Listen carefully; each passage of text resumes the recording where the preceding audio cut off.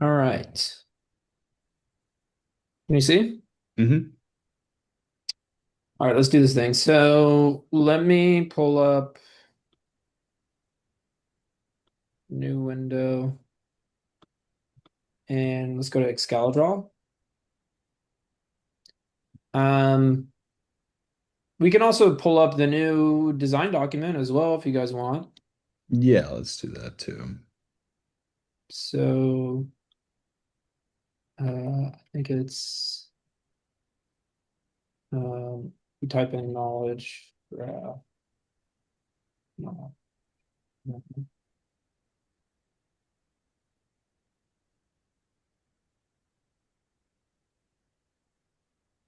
that's not it. I think it's the old one, maybe. Oh yeah, it's index. It's got an old index, but it's fine. We can just do GitLab knowledge graph. There we go. All right. Nice. So let's go in here. So a lot of this actually looks very similar. I think I actually did also a breakdown in the GKG cluster, which we'll also need to go over. Um, so the primary difference between the POC and like what we're doing, right, is the actual database in itself where we're writing to, Yes. as well as the database and like where we get the lake data, if you will. So the way that it works in the POC, as you guys already know, right, is do we have it documented anywhere? Maybe I have it documented in the hybrid architecture issue. I'm just trying to find an existing visualization so we don't have to run it. Okay, here we go. All right, so what happens is when you go to create data, right, it's reading Siphon's reading from the replication stream. Um, and it populates the tables. Everybody knows this. Yes. So in my POC, so the way that it looks like it's going to look like in the future is we have as an example, we're going to have let's say Postgres here. Let's make this a circle actually. We have Postgres. We have then the consumer, which reads from the logical replication stream. So, sorry, this is not the consumer, this is the producer. So, siphon producer. So, you guys know the difference between the two?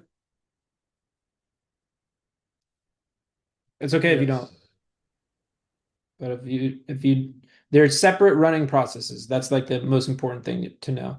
So the siphon producer goes and it basically reads from that logical replication stream and then sends it to the NATs. So you guys know NATs. Hmm. We'll pull it up anyways. Um, um, So it goes to I'm pretty sure it's part of the jet streams. Pretty sure we're using NAT's jet streams. But it gets essentially published there, each event. Um,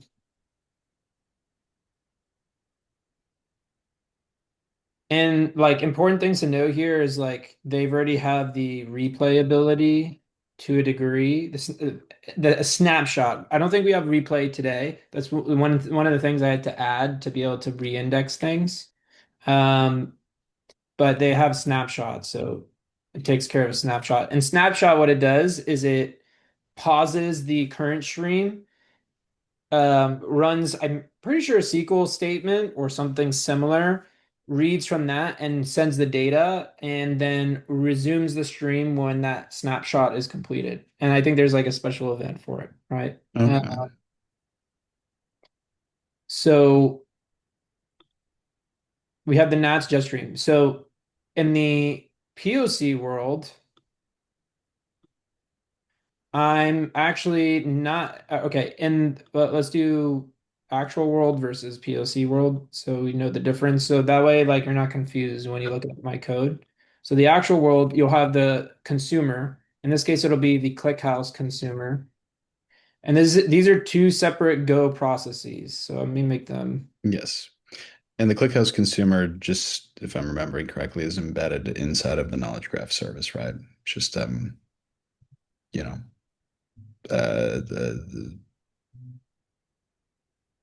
is that correct? That the No, ClickHouse consumer? No? Okay. no. It's just this is the real world. So I'll put like or yeah, I'll just put real world because this is what it's going to look like today. So the ClickHouse consumer is responsible for writing data to to ClickHouse. Okay, just directly. Okay. We'll make this ClickHouse.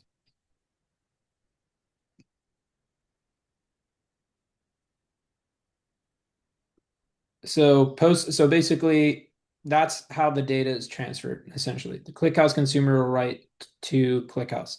You'll define the tables. I'm pretty sure the tables are defined also in the producer and maybe the consumer as well. But in the POC, what I did is something different for the sake of time. Like that was literally, and because I wasn't too familiar with this part of things. Wasn't familiar with ClickHouse, didn't set up ClickHouse. Um, and I also wanted to focus more on the indexing part, so I didn't want to have to deal with like connections to ClickHouse and all of that stuff. So in the POC world, I don't have a ClickHouse consumer. All I'm doing is having the knowledge graph indexer listen to it directly, listen to NAS Jetstream, listen to it directly. And if I click this, we'll call this knowledge graph indexer. And high level, what this indexer does is it listens to the NAS jet streams. It writes to what's called Delta Lake, which that you guys know about. Let's make this like an orange or something. Delta Lake. Um, and it's like a similar thing to replacing merge tree, but it also handled like I got it to handle updates. So not only does it do like the initial snapshot, it handles anytime you do a column update or whatever. It does it by merging the Parquet files or the Delta Lake files, sorry. Um, and then um, that's like one process, quote unquote, or thread. There's another thread that and I kept it simple to where it's only running. Oh geez, how do I um this is all like a single process. Like it's a single container. That's obviously not going to work in real life, but that's what I did for the POC for I wasn't trying to do high availability right away. So if you go to workloads, Kubernetes, or I'll go to Kubernetes clusters, workloads. You guys see this indexer here? GKG indexer. Yeah. So again, it's just one process that's running multiple threads. And so single process. Um, what else it's doing is so on like a cron basis, I think I set it to every 3 minutes. Um, it'll run through what's called the namespace indexing algorithm. So let me just make this as like um, actually I'll do. maybe knowledge graph indexer. What's a good way of, here we go. I got an idea. Good way of visualizing this. So this is knowledge graph indexer, and then knowledge graph indexer, we'll call this Nats Jetstream subscription, and then I'll copy this, and then we'll have every 3 minutes. Well, the namespace indexing algorithm runs. So namespace indexing algorithm loads from Delta Lake. And let me put this over here. It runs the basically SQL statements against Delta Lake, and that's the part that probably Jean-Gabriel is interested in that we care about. And once it gets the data, it streams that data to, and this is the part that's no longer relevant, right? But it'll look similar when we do it with ClickHouse. Um, Once it runs and grabs the data from Delta Lake, it'll post that data to what does it do? It does the select statement. I'm just trying to think, and then it writes to some intermediary Parquet files. Once it gets the Parquet files, it executes the Kuzu statement, right, to import the nodes. Right. So, like in our real world case, it will be very similar to this, but I think the like difference will be instead of like there will be the namespace indexing job that will run every we'll figure out like a good amount of time, but it will instead query from ClickHouse. It will Yep. get basic information and it will say query ClickHouse and say give me all the let's say issues or whatever, like all the SDLC entities that have been updated since the last indexing, and then from that we'll stream the result to avoid like overloading the memory and then just right back in ClickHouse. Yep. And this is why also it might make sense to write the indexer in Go, like the business logic, because there could be a world where the ClickHouse consumer listens to a typed event, right, and publishes to Hmm. Nat Jetstream. It says someone moved an org, right, as an example. That means we need to re-trigger a fresh index from Yeah. um, for that particular namespace or something, right? Yeah. So again, that's another thing that we could benefit from.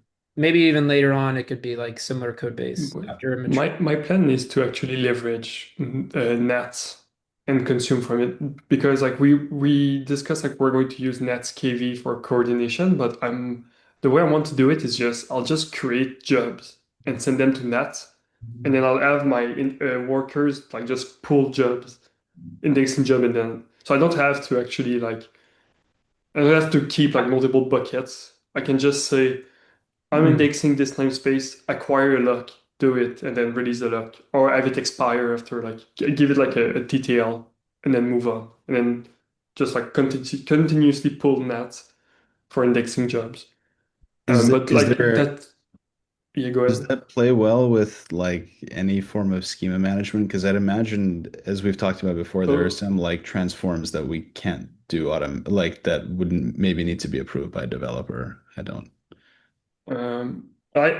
yes, I have a plan for. Maybe you want to expand on like what transform you're talking about, but overall, I have a plan that like I want to like kind of have the migrations be part of the indexing process in a way. So what I mean is there will be some migrations that require backfilling, some that will require getting entities. Like let's say we bring new entities into ClickHouse, and then we also want to have them in the knowledge graph.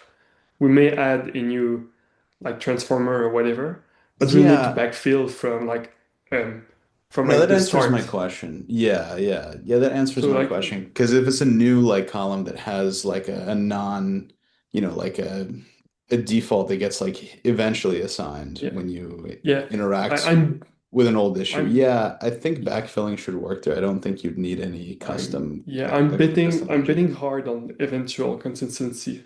So it's like we'll run like when the program starts, it will run like schema migrations, like create the column or whatever, but I'll leverage the indexing process to do the backfilling and all that stuff. Are So you Yeah, like that way doing that's smart. I don't have to deal with any coordination between systems. I don't have to deal with um, a dead zone where the backfilling process has started, but an indexing job is already in progress. So it's like yeah, that's what I'm eventually wondering how. it will all come together eventually. So Like every time the that's the indexing plan. job runs, are we going to be pulling like the siphon YAML config from somewhere just as their like definitive source of truth for what? I I mean, was going to I was going to write the like index like the transformers as Go, so okay, it wouldn't be pulling from it would be like just SQL queries, okay, like to yeah, ClickHouse and then to the graph. okay, yeah. We'll need to figure out how to update, like if we're using like strongly typed structs, which maybe in Go I this is easier than Rust, but um, you know, I you had can an see, idea. yeah, because you can Didn't see how Adam in didn't Adam have suggestion for like The way I thought of doing it was it worked in Rust, so I have to check in Go. But you can essentially write your queries in SQL files, but have them the string of the query included at compile time. So it's built in your app. So that way you could have a CI step run the ETL queries against the data lake. So this way, like you kind of ensure that if something drifts, you catch it because okay, it's like contracts on both sides. It's like yeah. contract testing essentially, right? Yeah, that makes So sense. so it's like Yeah. maybe we can have the transforming queries in SQL files and then have a CI step to detect drift or like potentially breaking changes. And that would automatically update these SQL It would be nice. statements that you're sending. Yeah. That part I'm down to like work with all of you on that because it's like what to do if we detect drift that is breaking.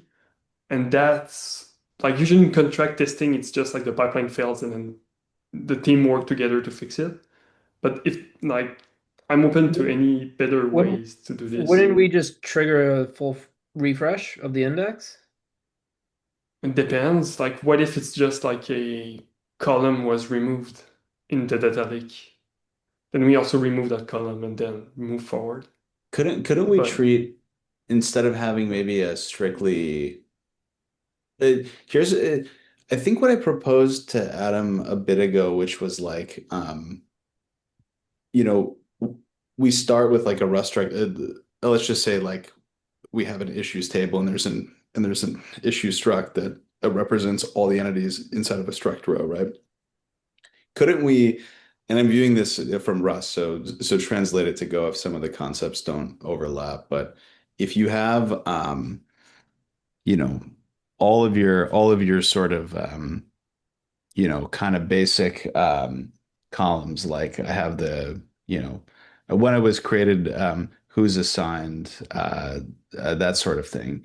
And then in my struct, I have all of those as hard-coded typed entities, but they're all optional, right? So that takes care of at least as sort of column deletions. But then you could have a sort of a metadata struct, that's just JSON at the bottom of the struct, and use that for backfills or renames or additions. So if any of those optional, the original names don't match, and that's because again, there's a name change or a new column, and a deletion's obviously handled by the option. Then you could use that metadata spillover, um, you know, sort of a JSON object inside of the struct to still write the correct SQL query until a CI job is pushed to update the structs to where everything is hard coded again. Do you see what I'm saying? Kind of. So if I have like, So it's like you don't have a built-in like yeah, safety mechanism. So instead, so it's like it's if just like a someone code pushes a level breaking, safety mechanism. Yeah. so it's like if someone pushes a breaking change, I will be able to I would be able to rewrite the query based on the metadata. Like if it drifts, I will be able to rewrite like use different fields or Yes, Well, the because fields should be dynamic to some static config somewhere, right? Like they should be sourced. Like we shouldn't be sort. So one of the gotchas when it like making this a real production system is I have. I'll just show you guys the code. This is a good segue. Um, yeah, yeah. because I was just gonna ask like, having a hard-coded config somewhere, like invariably you'll have schema drift at some point, for long enough time. So well, Adam had a suggestion of how to handle that. We have to look. I have to find that.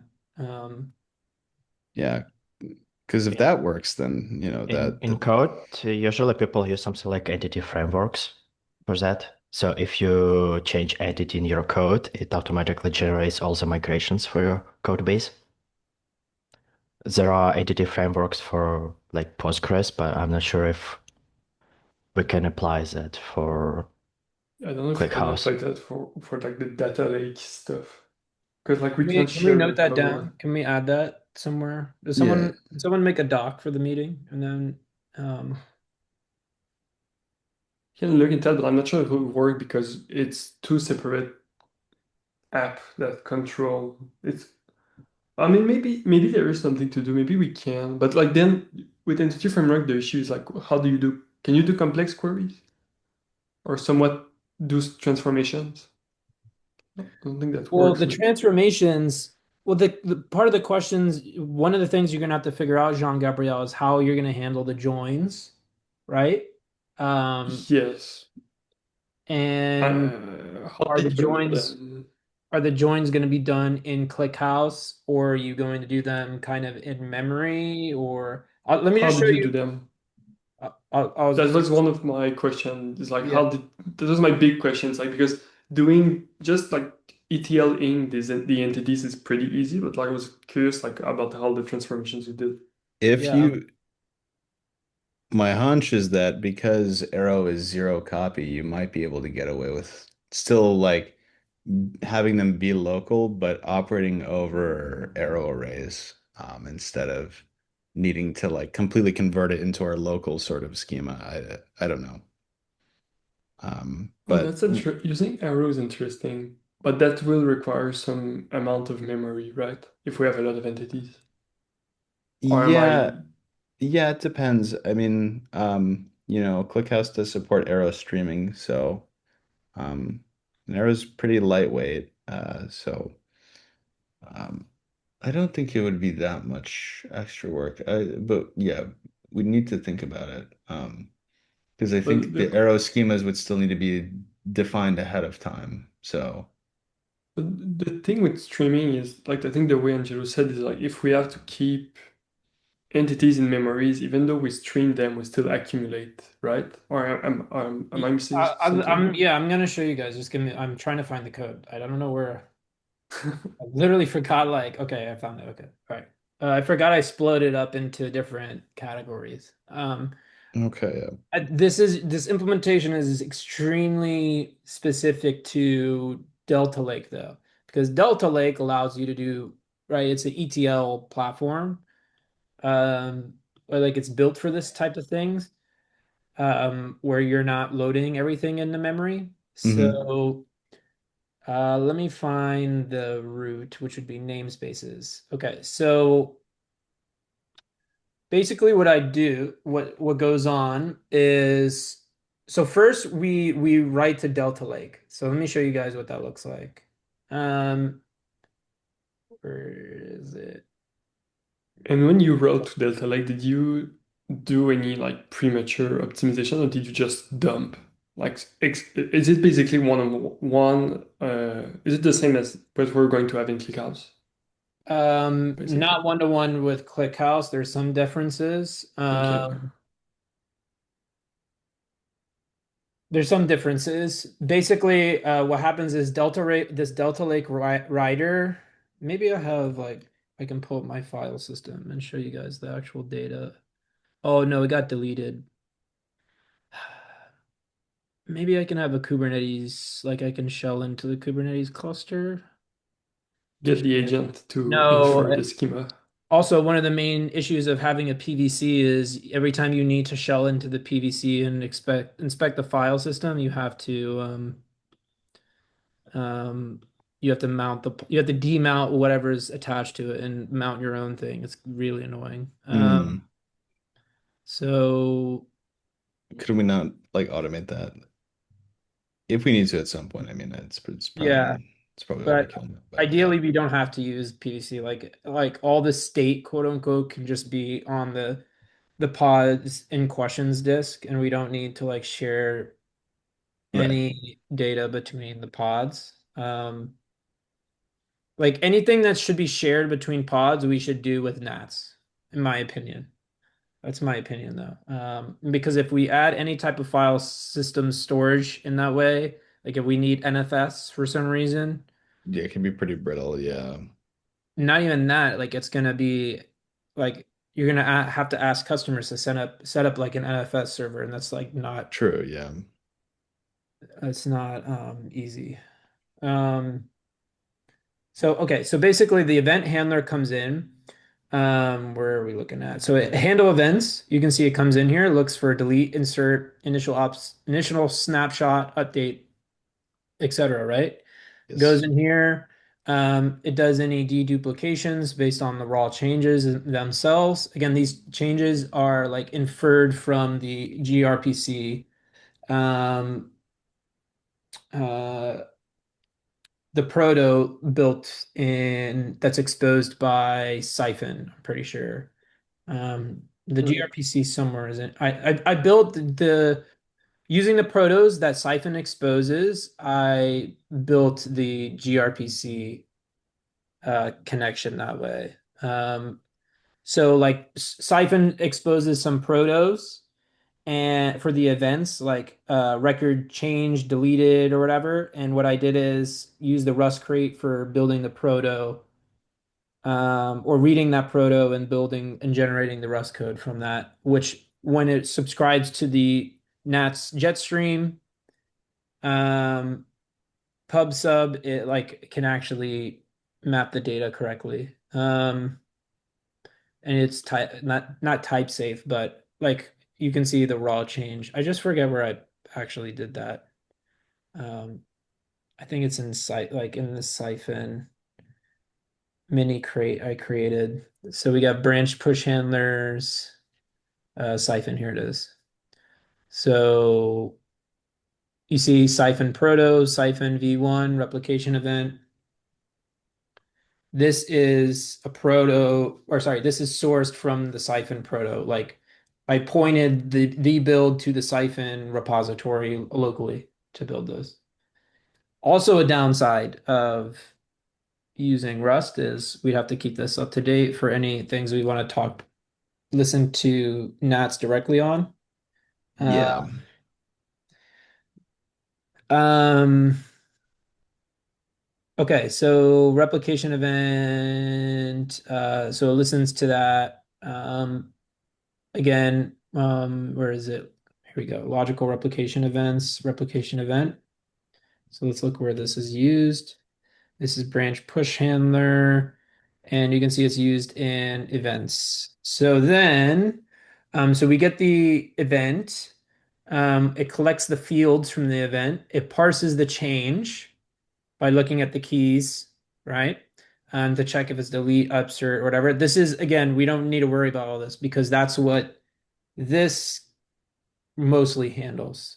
And this will dump that data into ClickHouse. So we can assume we have that data, but I'm getting to like just to show you the data, like what it's doing is it's taking the data and just writing basically the raw table itself to the raw table to itself to Delta Lake. Yeah, Um, that makes sense. I wish I could show you guys like the actual files, but I'd have to spin up the whole thing, and I don't know. I already upgraded my GDK, so that's not even an option right now.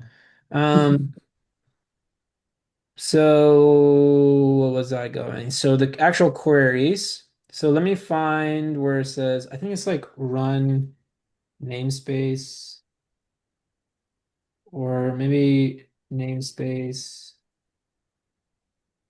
I gotta find the entry point. Namespace graph, initial handler,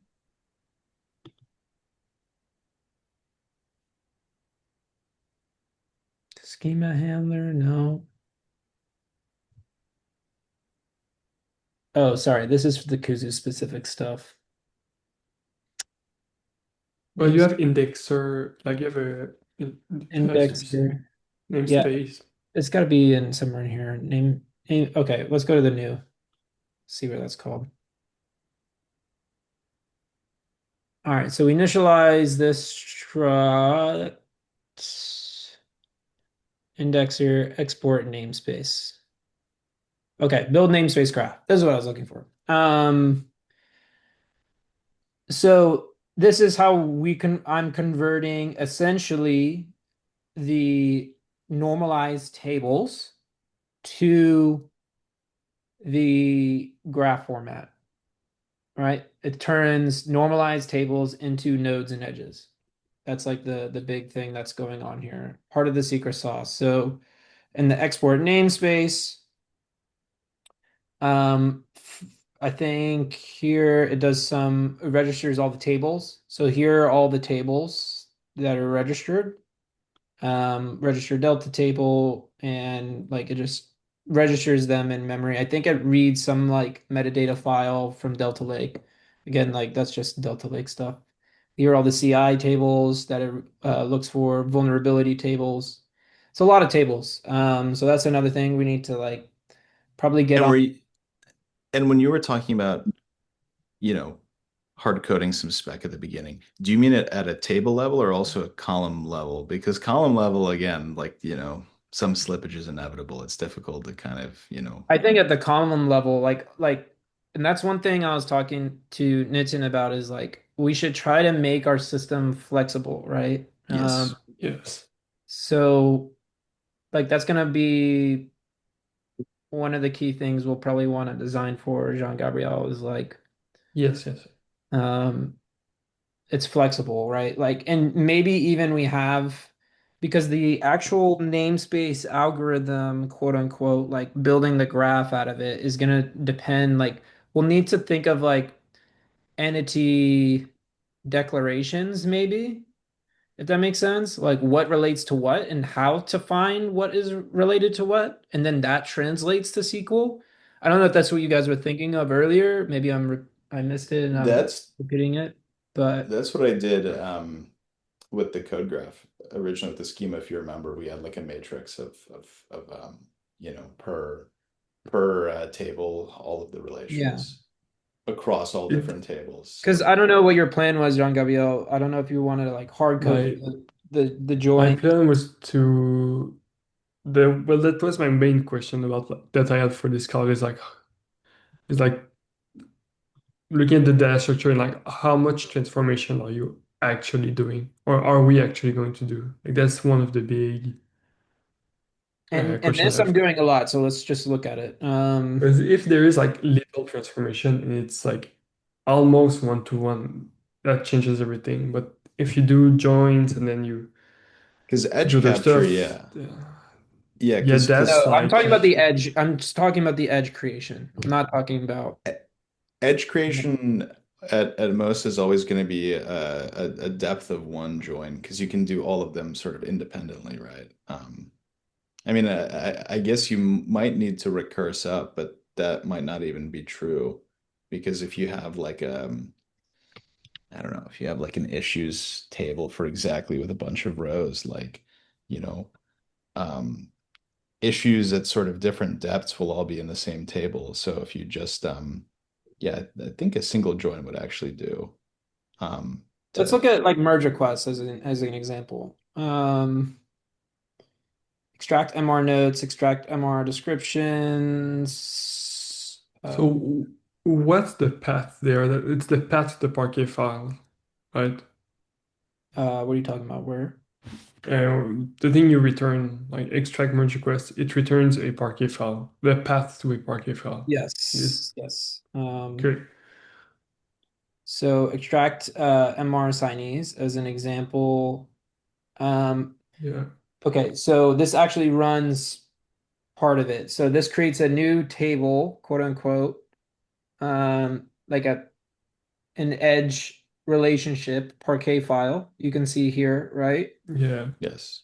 And then in this case, it's pretty simple. Like you were saying, Mike, this is one to one, right? Yeah. Because extract MR assignees, right? You just source that column, right? hmm And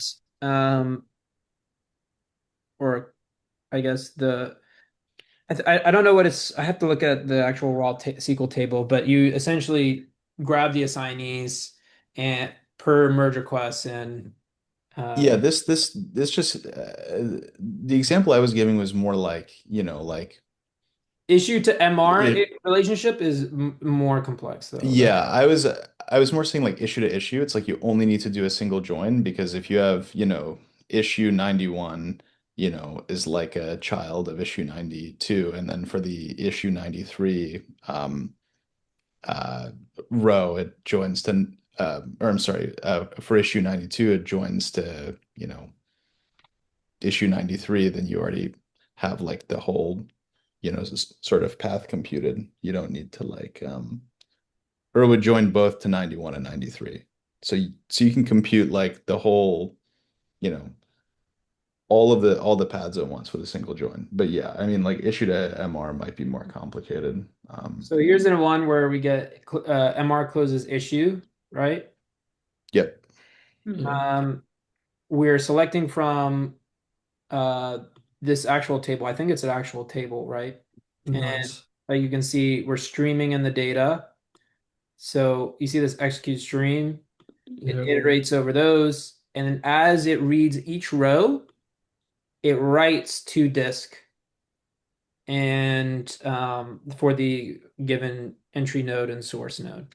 But like this is super hard coded, as you can see, Yeah. right? Yeah. So we'll need a way of like defining such node and edge creation. Yeah. What I'd like to do is have like multiple, I guess, baseline transformations and then allow to also understand that like allow more complex transformations if needed.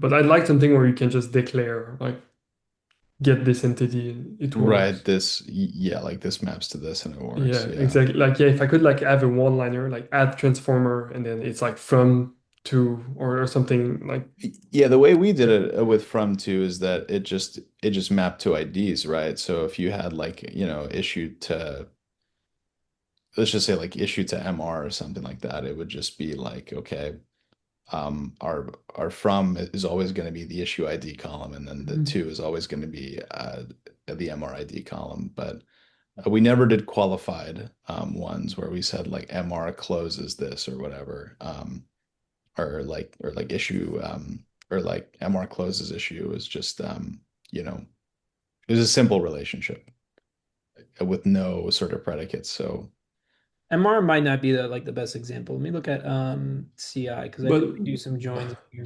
the thing is I think this should be code because like I want to be able to test like yeah, I guess there's I like don't some trust like semantics. yeah I don't trust like having like a reading from some like YAML files and then just trying to do transformations.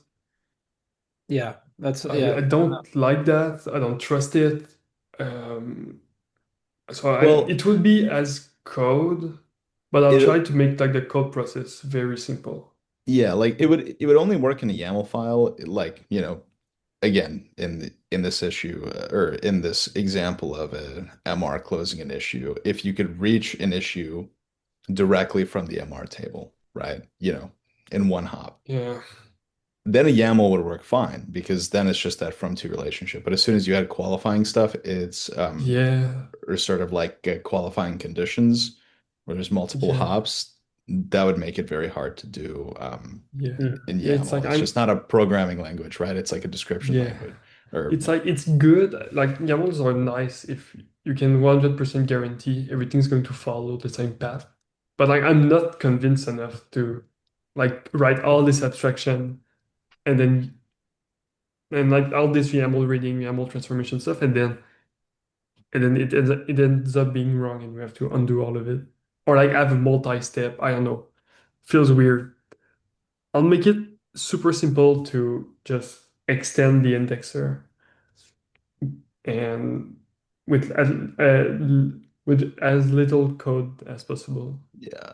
And John Gabriel, this is where we're gonna be Yeah, interlocked, and we can kind of tag team this part because that's gonna directly absolutely. impact you know, sort of Yeah, query well, planning. yeah, absolutely. I will work on this together for sure. Yeah. And like whether it's I like first one of us that gets there, we should probably work. Should probably think a little bit on that. See Yeah. what's like the best way. Yeah, it's gonna be synchronous and yeah, we'll figure that out. I think we should just try a couple different approaches and see what kind of makes the most Yeah. sense. Yeah, because it's not Like just about like another example though, guys, is like we'll want to have traversal ID embedded in every single node as well. So that's another yes. thing we need to think Yeah. about. Yeah. True. True. True.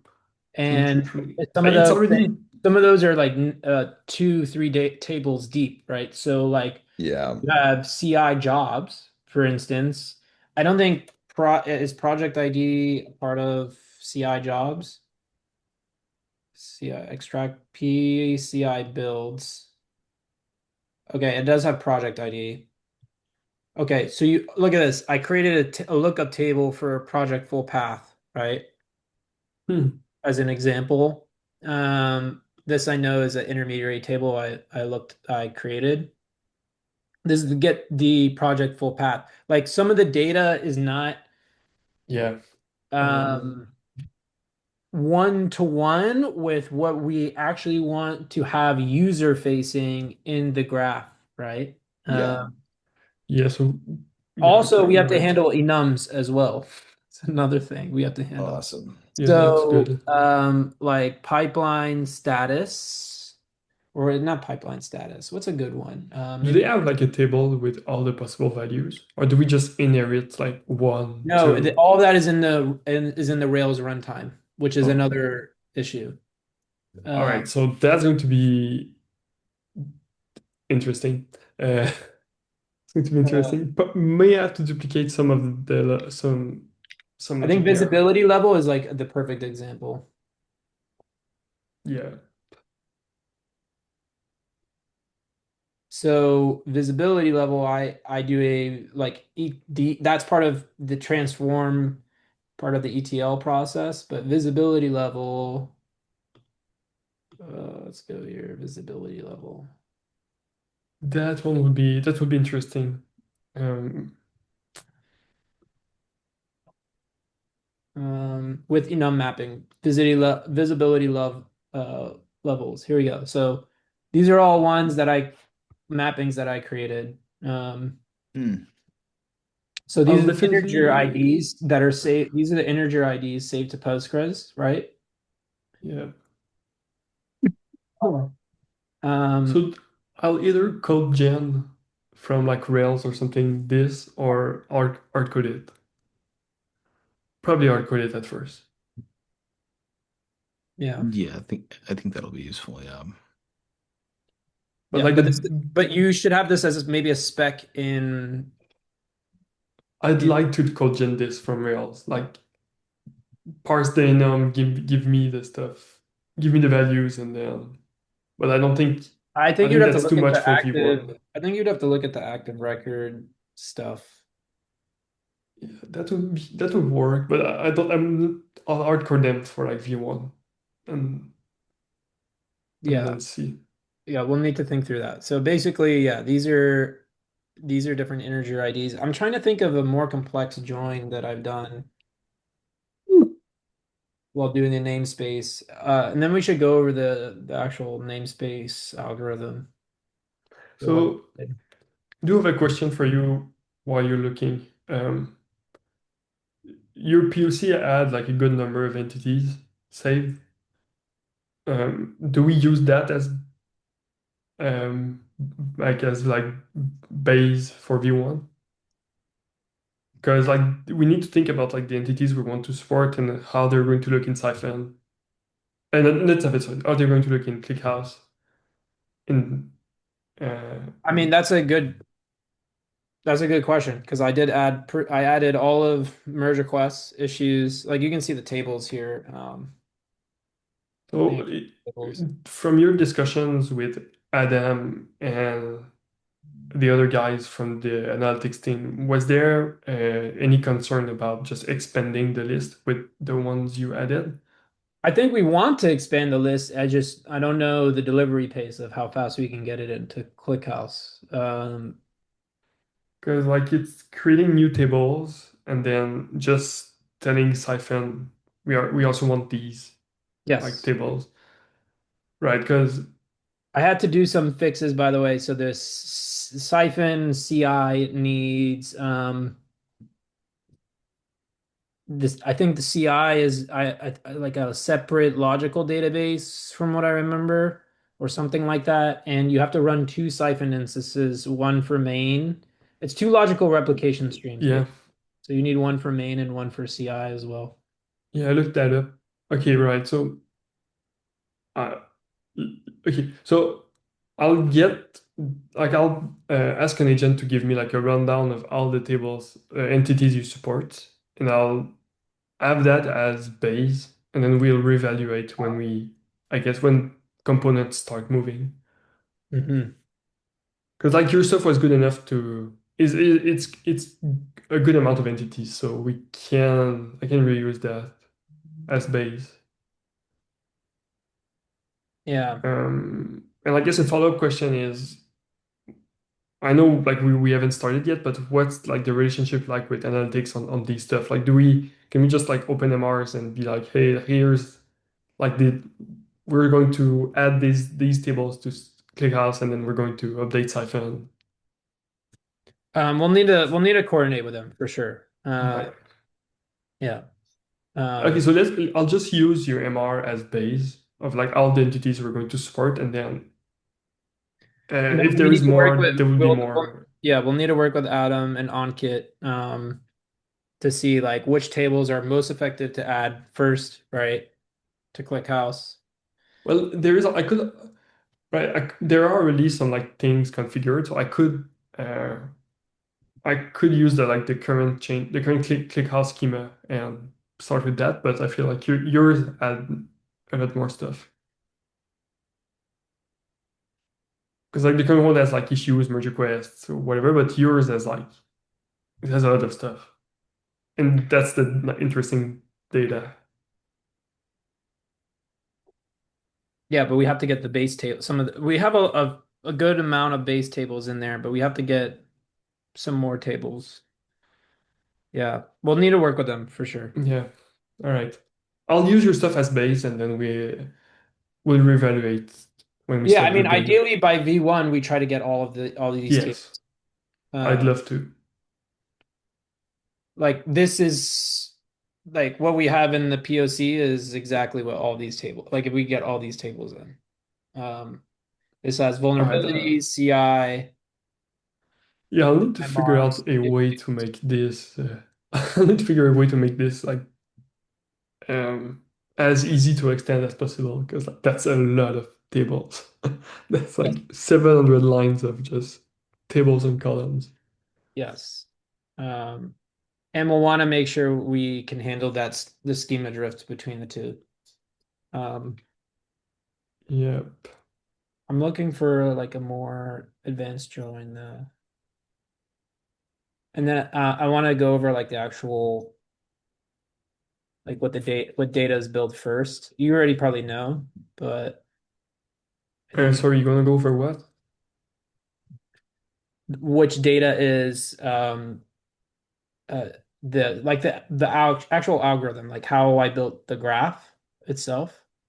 Yeah, You like starting with the groups that or the top level namespaces, resolving the top level namespaces. Then once you have the top level namespaces, you have to get the project IDs mapped to the project ID, project namespace, right? That's like business logic that GitLab has. Like that there's two tables. There's a namespaces table and then there's a projects table. The projects table has a namespace ID column, but a separate project ID column. And also, that separate project ID column is used as one of the columns used through other tables that's used as the join key. But that I join see. key is not also, you see what I'm saying? That join key is, um, you can't just take, there's no simple lookup from project ID in a random table like, CI builds or something to all the way to the top level namespace. Like there's two tables you have to get to that. Does that make sense? I see. Yeah, Bogdan, does yeah. that make sense or We'll have to do a couple of joins to get that. and the question is like, do we keep that registration, let's say in Nats or something, so you can do a quick lookup while you're streaming in the rows, right? Do you do that join in ClickHouse itself? Um, Well, ideally, we can denormalize it. So like, you can just do one join. in ClickHouse? Well, I'd like to be able to do it in one join. Um, but Um, that's something I do. That's something I have control over. Because like when I index the project entities, I can just add the top level namespace. Then I Yeah. can just join there. Another example is notes. The notes table can be under like an issue, right? Like an MR, under an MR or an issue or an epic. I think now it's work items, right? So, Yeah, um, that exact business logic is where like is like the thing where it can't be too like it can't be too generic, like let's say like a YAML file or whatever, because these things are like these things are just domain specific. They require some sort of logic. So I'll need to think of something that's not, yeah, that's flexible and that's easy to extend and supports complex lookups if needed. it might be like an and ORM that's like schema sensitive. That's I, I maybe we should avoid that if we can, but Yeah, um I'd like SQL queries, but it might have to be. We'll see. I'll see. yeah. I guess no. I guess we will see. Yeah, it's just one of those things I think we should play around with a few things quickly and Yeah. like it might make sense to do it in memory, right? I don't know. Not You the mean sorry, like any of the edge creation, do that in the indexer process itself. With yeah, and we could yeah, yes, you're saying yeah, just kind of create the mappings there and then like mhm. yeah, okay. Yeah, that I mean that could work. That could be pretty lightweight, but like essentially you have let's say you have issue table. what if they're really far away and we can't keep it all in memory? Like, it's like we have like an old MR or something like that that, you know, is linked to a relatively new issue and they're just like not in the same time frame at all, or they're not in the same, sort of set of batches, right? I, Would I'm I, Well, that's what the edge table is for. You serialize the to the edge table as you're reading in the rows, right? oh, okay, yeah. I mean, yeah, I suppose that's fine then. Yeah, yeah, because you don't need to fill it all at the same time. Yeah. Yeah, you're right. Yeah. Oh, We say wait, a Bogdan? I single reading, a oh single read might. I'm worried that two very related items get picked up by two different workers, indexing workers. I'll make sure that doesn't do anything. But if we're Like writing, yeah, like if we read from NAS like two events, I don't know. I need to figure out an example, but I feel one like if it, oh yeah, go ahead. Sorry, I'm like just one event trying not to let creates you an go. issue and second event links an item to to this issue, and these two events get picked up by two different workers at the same time. Um, I don't know if that's an issue because on our side we will not listen to Nats directly. We'll just Are we gonna have it's one? like Are we gonna have one writer, Jean-Gabriel? Or are we gonna have multiple connections going to like multiple writers to ClickHouse? Multiple writers can be multiple okay. right. I'd say multiple writers. I think Can you have are multiple writing connections to ClickHouse? Yeah, I think that's one of its benefits yeah. that it's not like a single writer like all the other like a lot of the local like OLAP engines like DuckDB because that's its primary limitation. And yeah, very similar to SQLite that it's single writer or a single writing process rather. Um, Yeah, that's what I'm wondering. Can multiple writers talk to ClickHouse? if we Then do that that, should be we a non-issue, right? No, if you yeah, use like placing merge tree or something. yeah, and you can use like I'm not sure if there's a concept of like an on conflict a keyword in ClickHouse, but if there is, or if the replacing merge tree takes care of that, then you know, ideally you shouldn't have conflicts or write conflicts at all because it'll just be rejected, and ClickHouse will like strictly serialize the writes. So And then it should be okay, Bogdan. So like, uh, right? I'm thinking it should be okay because if we cannot handle event at that moment, we can always put it back into the queue. Yeah. Usually, Or usually, later. usually Nets, any implementation of Nets allows that to do. So if we cannot, if we want, for example, to link an item to issues that does not exist in ClickHouse yet, we just put it back and it will handle it later. And eventually it will be linked or something like that.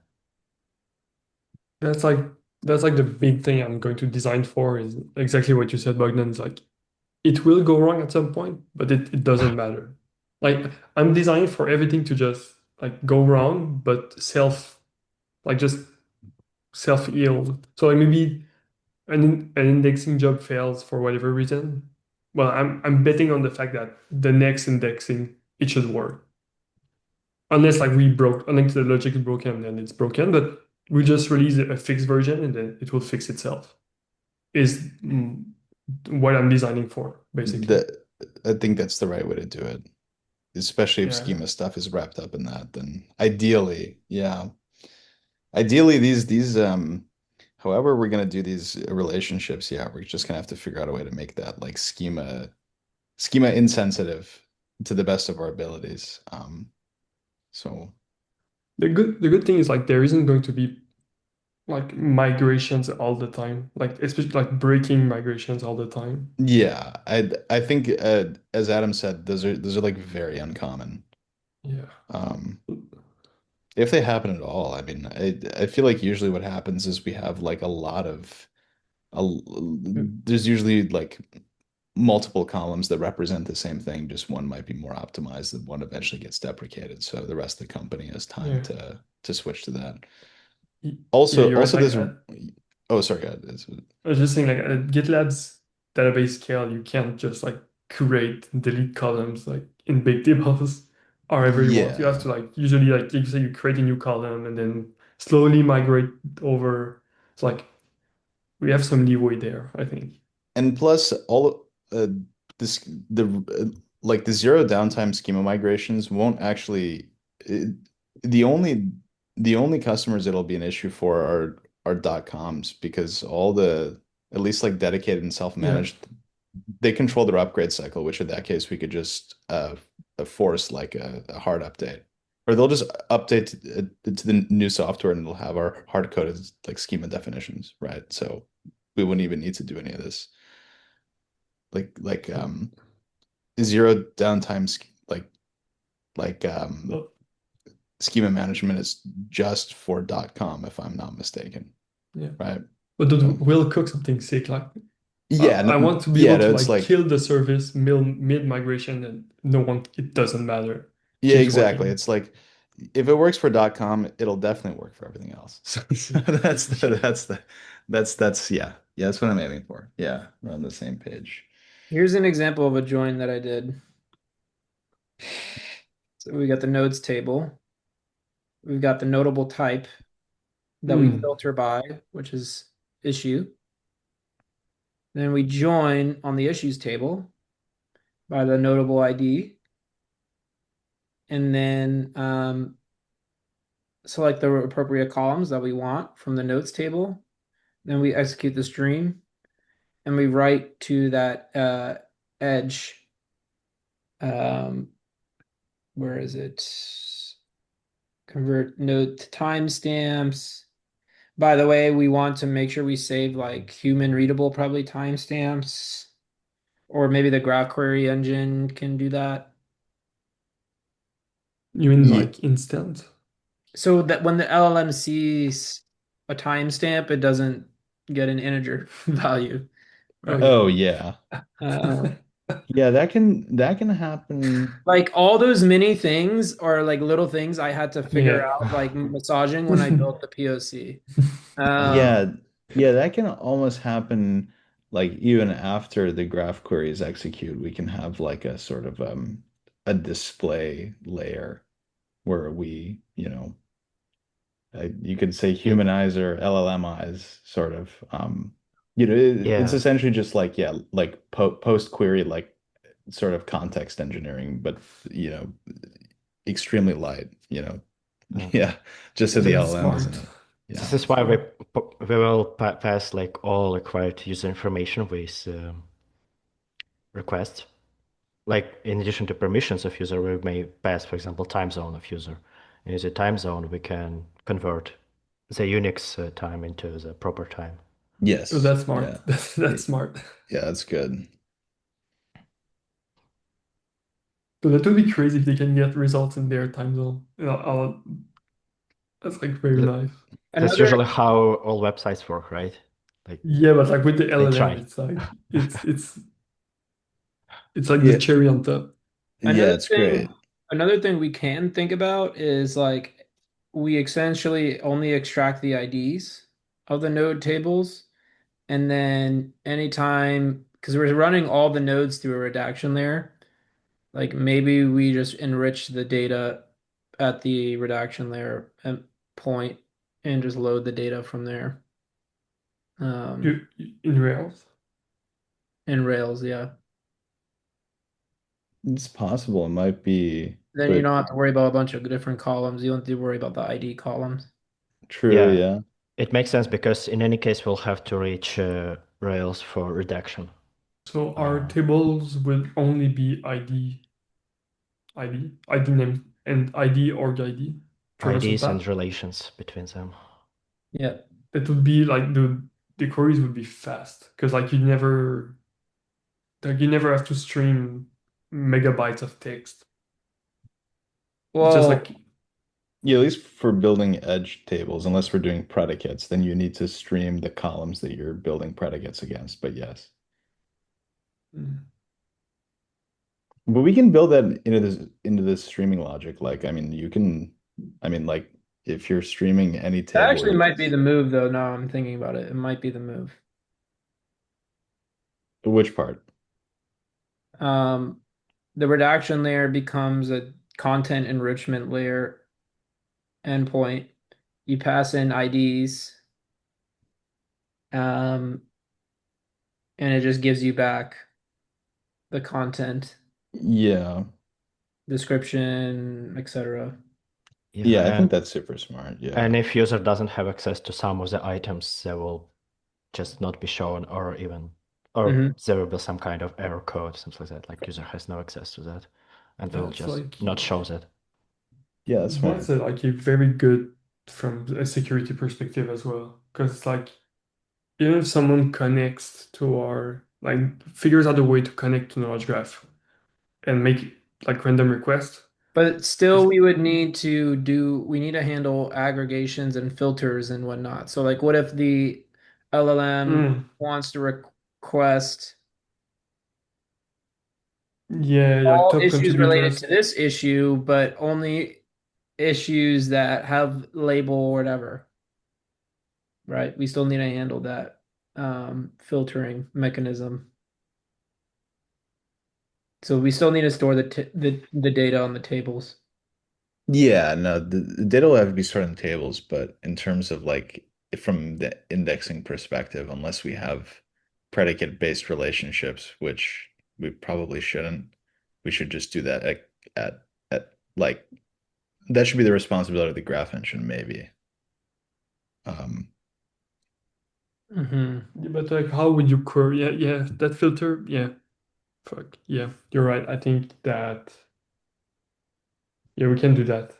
yeah, because this way that, STLC indexing you can kind of think of as like, yeah, like both schema management and um coaxing edges out of our nodes, and then the graph layer is applying predicates and aggregations, and then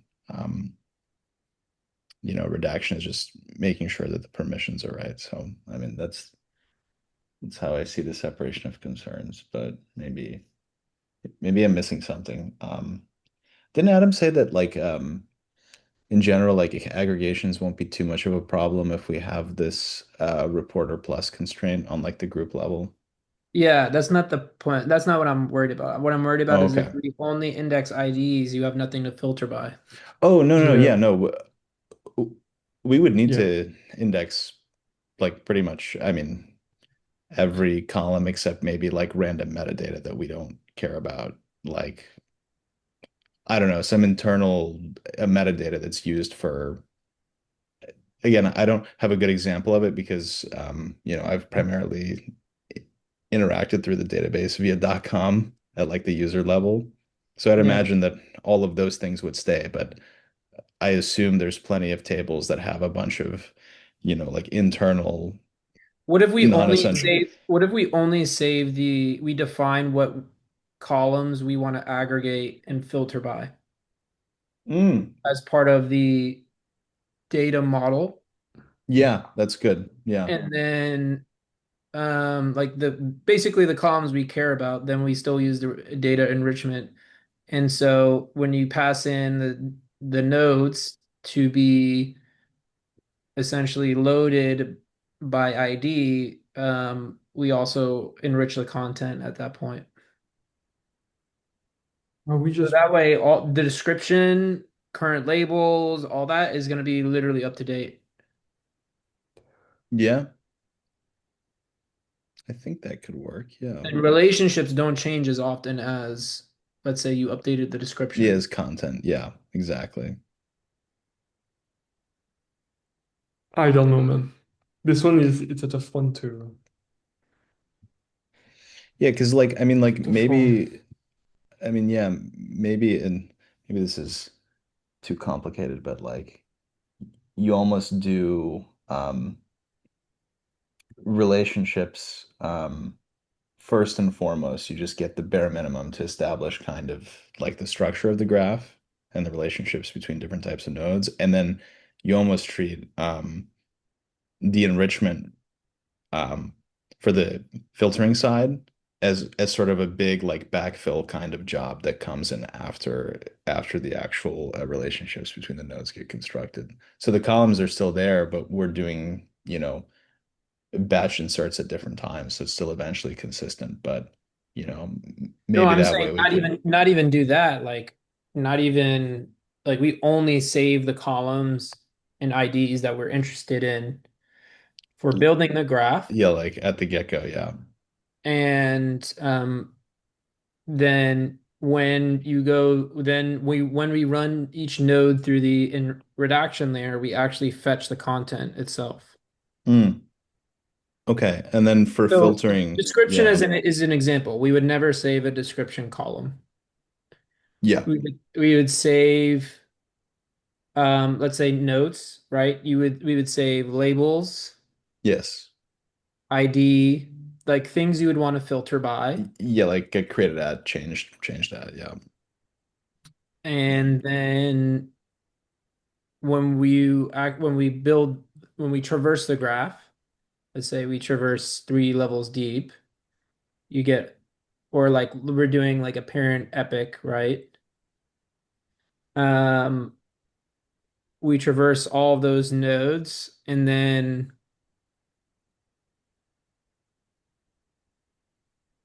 once we have the final, payload that the graph query engine returns, we can run it against the redaction layer.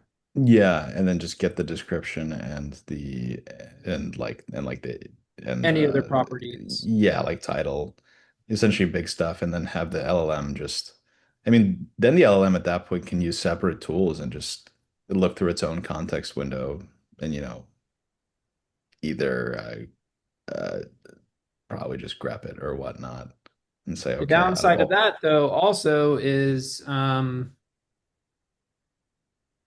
the downside of that is it can't can it specify what node types it wants, like what properties it wants back? Maybe not, because um Oh, yeah, if we have a set of then all possible properties, we could pass an enum, and then I can choose all the values it wants from the enum, right? but then you have like multiple schemas to worry about. You have to worry about the Yeah, no, graph I guess schema, and that's then you have to true. worry about Rails Postgres Yeah, schema. yeah, because then you're passing a separate schema to Rails and making sure that it's like good at executing like at query Yeah. time from Rails. Yeah, that no, that wouldn't be that would be ugly. The other concern might not be a concern for like the next years, but if you have an Z service, you have to rebuild this part. But I just want to say it just so it's said, but like that's I think don't think that's like an issue for now. Yeah, but I'd you imagine have to auth rebuild Z it, would you just make 2 API calls. yeah, because auth like any new auth system would just Mhm. precede the actual retrieval steps, right? So as long Yeah. as the auth check passes, then the retrieval logic should be the same, right? Yeah, but then you'd be yeah, but then um you still have to go through Rails even though you probably could bypass it. But that's like so far in the future. I don't think we should consider it. Yeah, I feel like we should try to do the most with Rails. I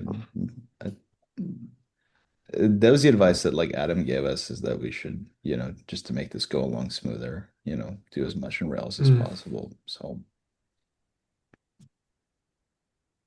We can table this idea, but I think yeah, like the if the knowledge graph needs to be aware of the fields in the Postgres database to enrich, I think that shuts down the idea. Because like that's I feel like that's a bit messy, but I Well, that's could be part of wrong. like what makes it powerful is it can specify what properties it wants from the node, similar to GraphQL, but yes, but dynamically, yeah. dynamically. Yeah. So when it what were you saying? That makes sense when you have like a single schema to manage, which is like the graph schema. But then you also have to say like I'm querying this from the graph database, but then I also want these fields from the Postgres database to No, enrich no, no, no, the sorry. Yeah, so what I'm saying is I'll show you uh schema. So when it goes to actually let me pull up um I'll show you an open code because you can actually see the response there. Uh yeah. Wait, let me go to okay, yeah. So this is connected to the demo instance.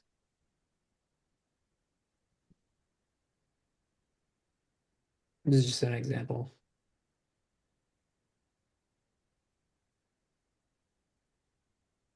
Okay. That response looks old, but I guess you'll get the idea. Hmm. Um,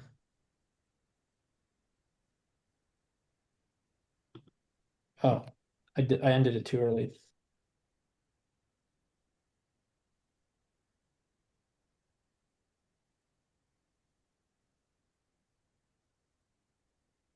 Oh wait, hold on.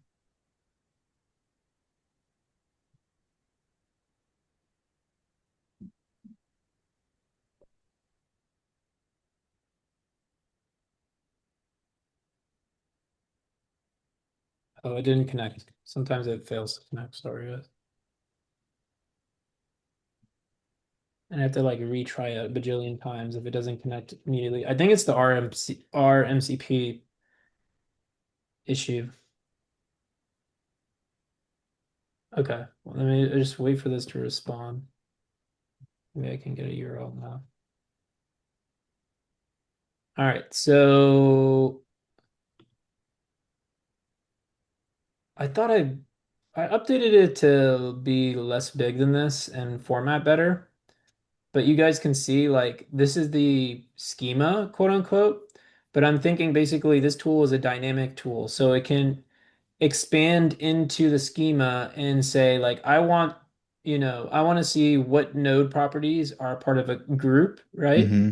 What node properties are part of a project, part of a branch, but the initial tool call has essentially the high level nodes, group, issue, project. The LLM understands those very, very well. Um, And then in the actual tool calls themselves, we can actually add filtering and or what nodes it's interested in. Yes. So you can see like this is the cipher that was run. You can see contains, in this case, it returns, I think it just returns the whole, it's asking for the full node. But you can imagine like the query itself is saying like, oh, only return primary identifier and report type or something. Yeah. That way, the LLM, like you were saying, can address its own context window to a degree. If you don't have that ability, then the LLM will just get every raw node the whole time. And It'll just be context rot like super quickly. Yeah. yeah, It'll just fill up with junk. Yeah. Um, so that's where the idea of essentially loading only the IDs or whatever in the graph kind of limits us because we'd have to build that filtering capability somewhere. yeah, and then yeah, yeah, I think we can probably strike a happy medium where for things like text filtering, maybe it wouldn't even make sense to do that from like well, maybe it could though. I Text filtering, like we could call out to Elasticsearch for that. Yeah, true. Yeah. So we don't even yeah, we wouldn't necessarily need to do that Yeah. in ClickHouse, which would probably be good. That's I know ClickHouse is working on some full text stuff, but it's not its forte. So yeah, we should stick to basic predicate stuff. I mean, maybe ClickHouse can handle it. I mean, the less dependencies, the better. But True, yeah. They just have it as like a experimental sort of a extension to ClickHouse right now. So might be more of like a customer thing where they're not like as comfortable, with having sort of in ClickHouse's own words, like experimental code running, um, you know, on their production machines, although it would be sandboxed, so I don't see the issue necessarily.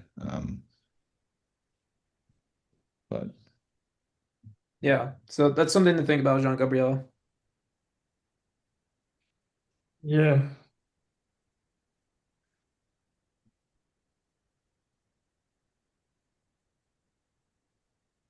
Um, what else do you guys want to know? um I think I have a pretty good idea of the graph engine because I've been following the click graph pretty closely. I think the compressed sparse row approach is the way to go. It's just like it's a very well-known approach for efficiently representing graphs, and it works really well in a columnar databases, especially because the vast majority, um, of of columns per row group are just going to be zeros. So it'll take up like a few bytes.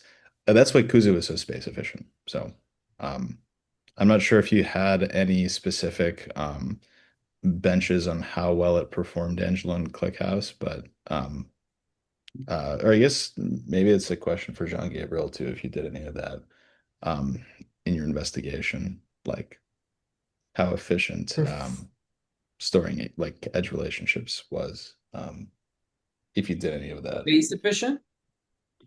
Yeah, Or space efficient. Yeah. Yeah, because if it's space efficient in OLAP, it'll be time efficient too. So that's their, it's their kind of bread and butter. Um, So you notice like a good difference when there is nothing in the columns. So like if it's just like ID, namespace, or traversal ID, like you can have like around 100 million nodes in a couple megabytes. oh well, yeah, because But like if you extend with like text, descriptions, comments, and other stuff, yeah. then yeah, it explodes. Yeah, well That's that's the yeah, bloat. yeah. Yeah, that's fine. Yeah, because I was just I was more so interested about edges, but because again, they're all going to be Yeah, integers it in just like 64s. yeah.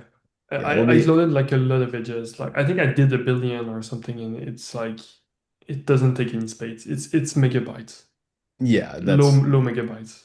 that's fine. And then we can keep that all in, I mean, we could potentially keep it all in Yeah, memory. So yeah, like I'll have to think issues and about how to do that. descriptions, vulnerabilities, everything that has like text content is will bloat the database. Yeah, it's going to be huge. It'll be hard to compress it in a way that makes sense. That's So true. We could. That's true. Like I haven't looked into compressing the descriptions well, and they'll stuff like usually that. do it automatically. Like, per type, usually OLAP databases will automatically like apply the right compression algorithm, but um, because they're not guaranteed to be semantically related, it's just based on insertion Mm. order. I mean, they can come from everywhere, and if it's based on insertion order, then row groups are going to be full of a bunch of completely uncorrelated text blocks from all over the company um, Yeah, at different times. So we can both play around with like maybe it'll make sense to call out to Elasticsearch. So um, I don't know. That's just a spike for both of us to handle and see how that looks because it'll probably impact ingestion um, latency by quite a bit if we're stuffing in text. But yeah, if it's just like if it's yeah, labels and it's like a list of enums, I'm pretty sure that'll be easily that's good. compressible. Yeah, it'll be easily compressible. But even text is not that big in issues. Like I think it has a character limit, but like it will be a couple kilobytes of text.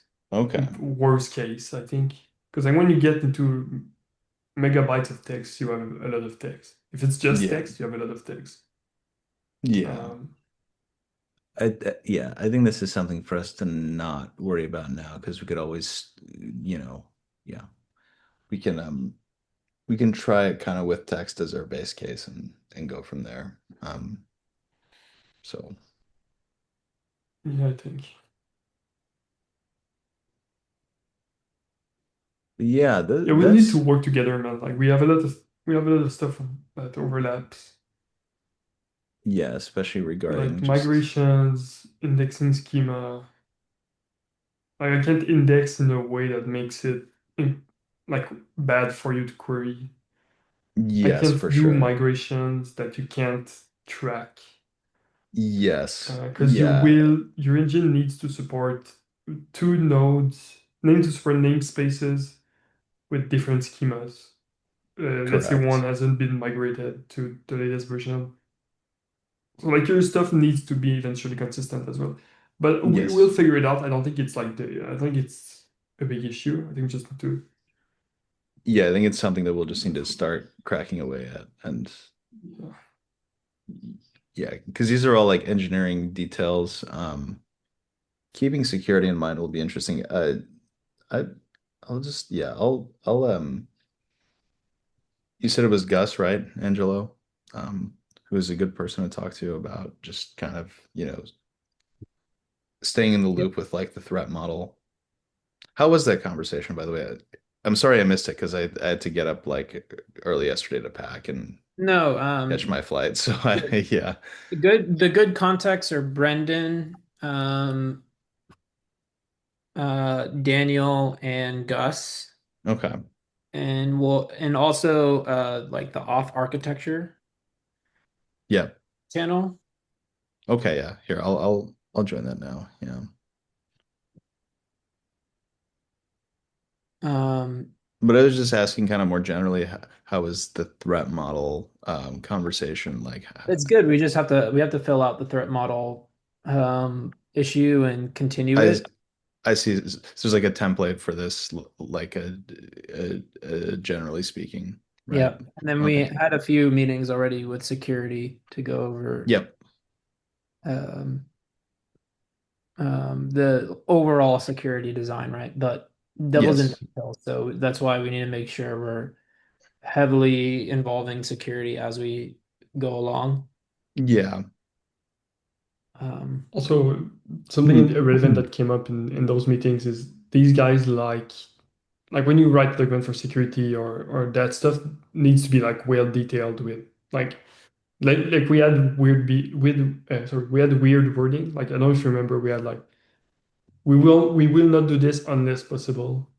And they're like, okay, well, when would it be possible that we do it? Like Right. Yeah. we won't contact Postgres unless necessary. And it's like, well, when is it necessary? Like we need to know these kind of things. So like we Okay, probably I should see. avoid like stuff like that. Um, yeah. stuff Uh, that's like up in the air. Okay. Yeah. so so the two action items, or we have a bunch of action items, right?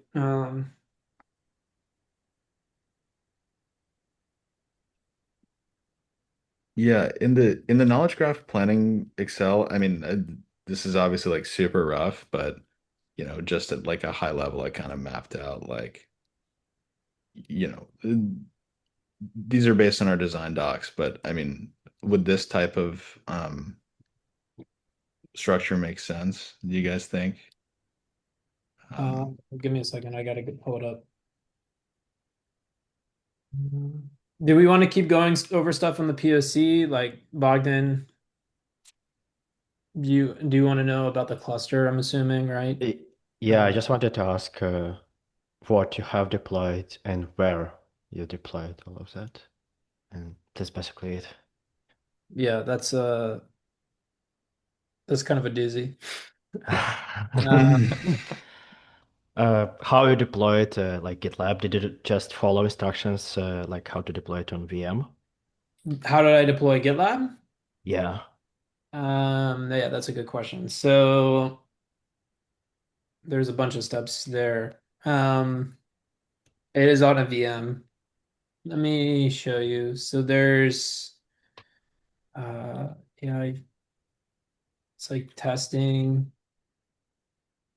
Um Jesse linked it to me.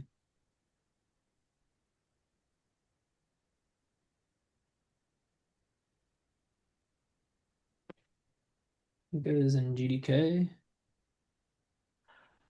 Also, I believe we will have our own like sandbox environment with our own GitLab, at least like in the beginning, right? But maybe after like when we have some kind of MVP, we'll try to transition it to staging, like to develop, like to actual development GitLab.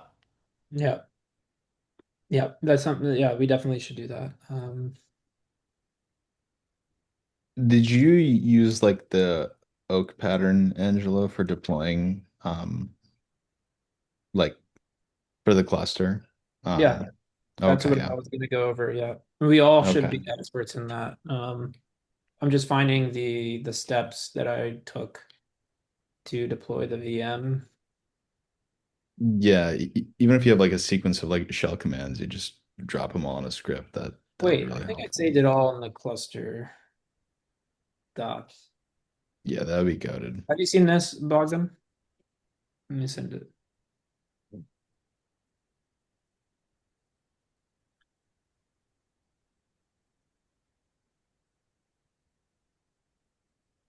Yeah. Yeah, I've That seen has that. that has the Helm chart, but not the VM. Where is it? Yeah. Where's the? Okay. Yeah, I can see you have nets, iPhone. Yeah, I've seen this. Yeah. Hold on.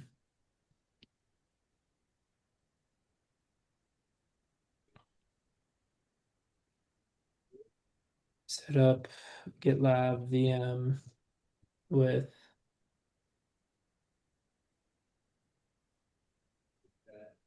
um, something for testing was the article.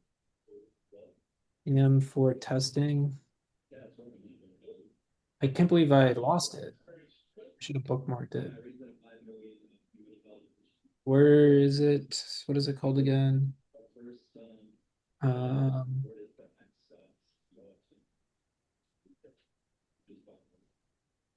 Give me one sec, guys.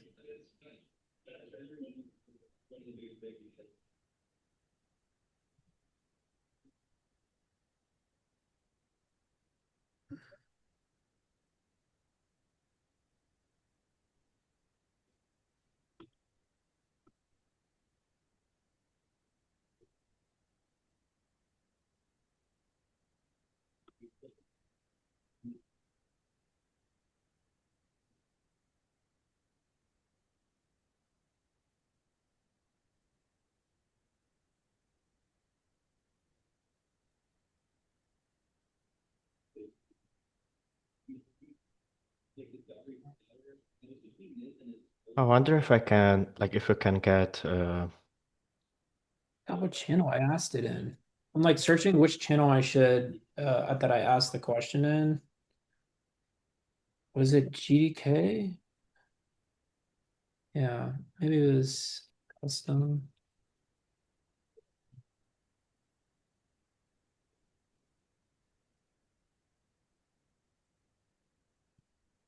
Oh, got it. Okay.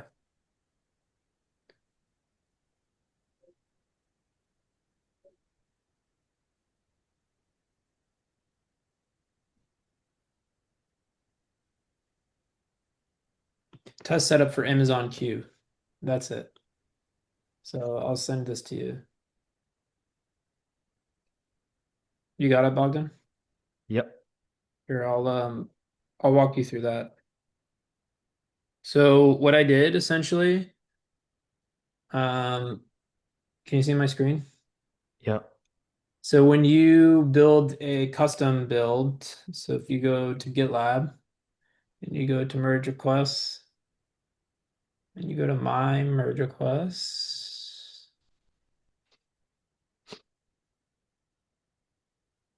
this pipeline here,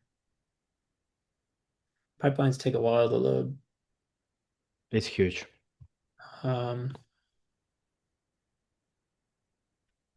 Essentially, when you build it, it builds the, what is it, Debian artifact essentially, or sorry, Oh, yeah. Ubuntu branch. Here it Oh, is. like Linux image, a Linux package. Yes, here it is. Yeah. Where is it? Oh wait, end-to-end omnibus EE. I think this is the one. Sounds like it. One of these. Here it is. Oh, I see.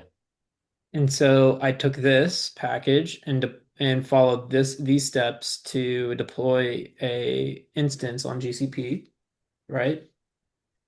And Yep. then I modified the config, which is outlined in the cluster, to allow, as you can see, connections from the GKE pod cider address, right? Yep. Um, Local connectivity is this. This is for siphon rolls, right? This is stuff that we'll want to work with Adam and team on. In my opinion, we should try to set up like a local cluster with this configuration and whatever configurations they want to do for Siphon that would apply, and we can see if both of them align essentially. Like ideally, this config applies to. They're already in the process of deploying Siphon, but ideally, this config applies to something similar, um, like to staging or production, right? But probably not production, but yeah. Um, so yeah, so I basically went through this process to deploy it. And it's a custom GitLab, right? Because it's got my code Yeah. on it. And so I published that VM, then I created the cluster itself here, right? This is all like standard Kubernetes stuff. And then the Siphon main here actually listens to my VM. Um, listens to this. Okay. So it's essentially GitLab Oak in your own GCP. Yep.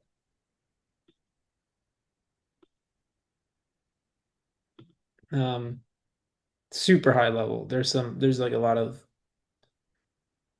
um, stuff I had to do.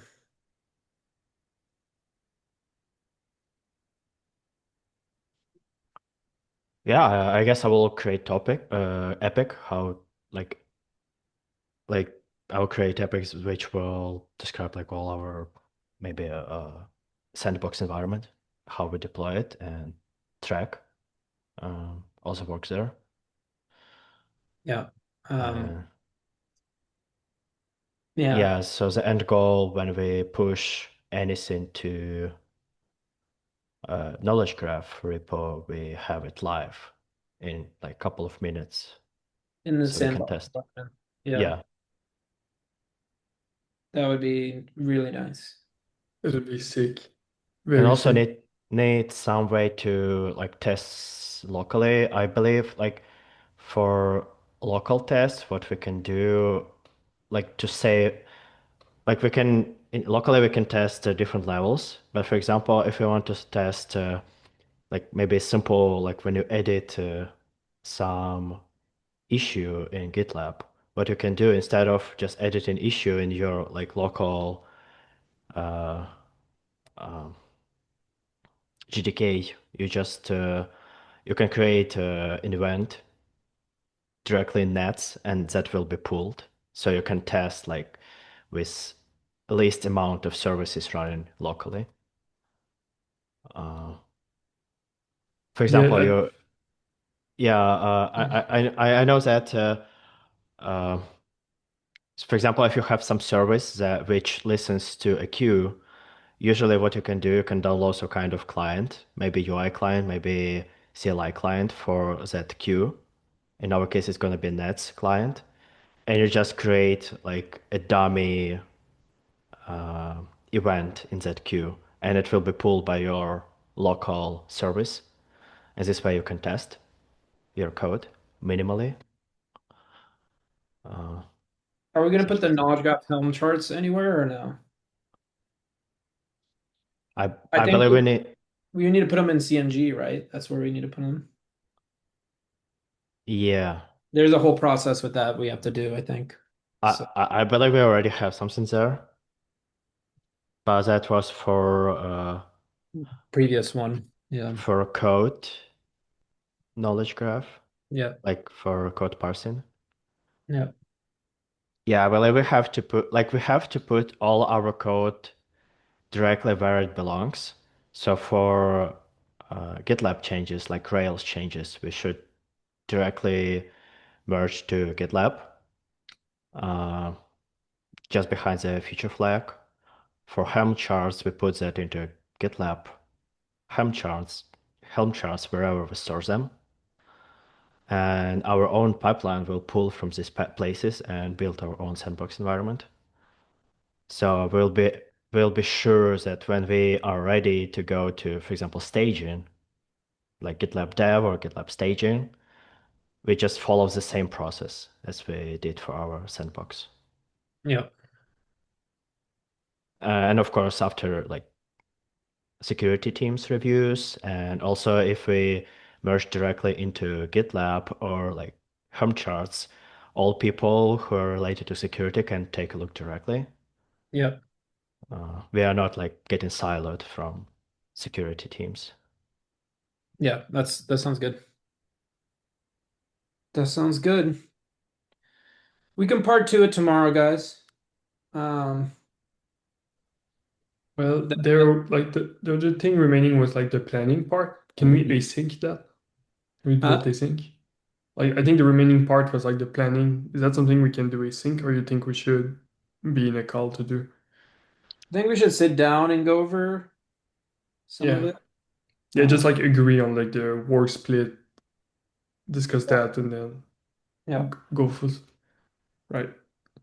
I mean, feel free to book anytime tomorrow in my calendar, even if Okay. it like overlap. Well, I have to go to the dentist at like the end of the afternoon, but even if it overlaps my one-on-one with Amir, it's all good. I'll reschedule Okay. because like But this is number one priority. Like we need to start writing code. I'm itching. Like just it's like so much planning but no action.